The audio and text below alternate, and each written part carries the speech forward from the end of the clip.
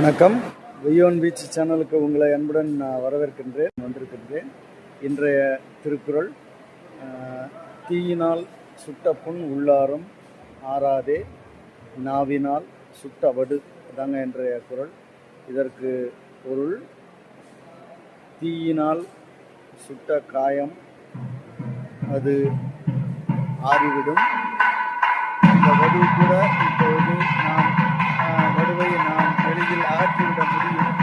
ஆனால் ஒருவருக்கு கடுஞ்சொற்களால் நாம் ஏற்படுத்துகிற காயமானது அவர்கள் மனதில் நீங்காமல் இடம் பெற்று ஆறாமல் அது உறுத்தி கொண்டே இருக்கும். எனவே கடுஞ்சொற்களை நாம் பயன்படுத்தக்கூடாது என்று ஒருவர்